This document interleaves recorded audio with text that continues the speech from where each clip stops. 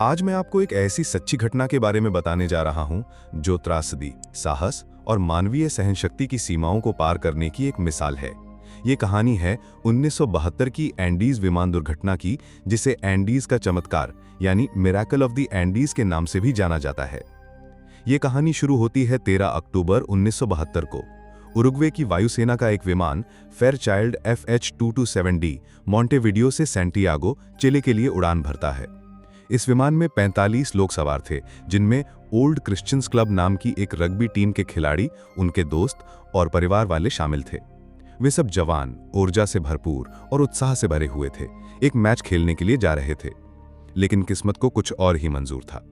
जब विमान एंडीज पर्वत श्रृंखला के ऊपर से गुजर रहा था, तो खराब मौसम और नेविगेशन की गलती के कारण पायलट को लगा कि वे अपनी मंजिल के करीब पहुंच चुके हैं, जबकि वे अभी भी पहाड़ों के बीच में ही थे।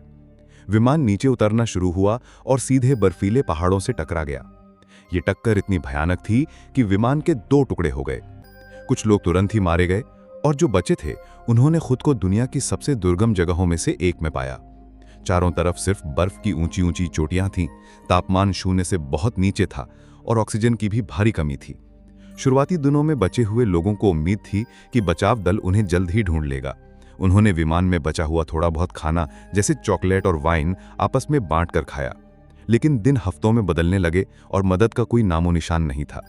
रेडियो पर उन्हें पता चला कि बचाव अभियान बंद कर दिया गया है, क्योंकि उन्हें मृत मान लिया गया था। ये सुनकर उनकी आखिरी उम्मीद भी टूट गई। अब उनके सामने 2 ही रास्ते थे, या तो भूख और ठंड से मर जाएं, या जीवित रहने के लिए कोई ऐसा कदम उठाएं जिसकी कोई कल्पना भी नहीं कर सकता। भूख से तड़पते हुए उन्होंने एक बहुत ही कठोर और दर्दनाक फैसला लिया। उन्होंने जीवित रहने के लिए अपने उन साथियों के शरीर का मांस खाने का निर्णय लिया जो दुर्घटना में या बाद में मर चुके थे। ये फैसला मानवता के लिए एक बड़ी नैतिक दुविधा थी, लेकिन उस समय ये उनके जीवित रहने का एकमात्र रास्ता था। उनकी मुश्किलें यहीं खत्म नहीं हुई। एक रात एक भयानक हिमस्खलन यानी एवलांच ने उनके टूटे हुए विमान को ढक लिया, जिसमें 8 लोगों की और जान चली गई। इस नर्क में 72 दिन बिताने के बाद 2 युवकों, नैंडो पराडो और रॉबर्टो कनेसा ने एक साहसिक फैसला किया। उन्होंने तय किया कि वे यहीं मर कर जीने के बजाय मदद की तलाश में पहाड़ों को पार करेंगे।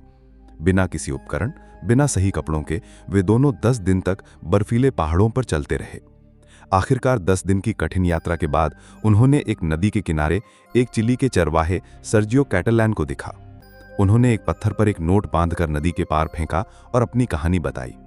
चरवाहे ने अधिकारियों को सूचित किया और फिर इतिहास का सबसे अविश्वसनीय बचाव अभियान शुरू हुआ।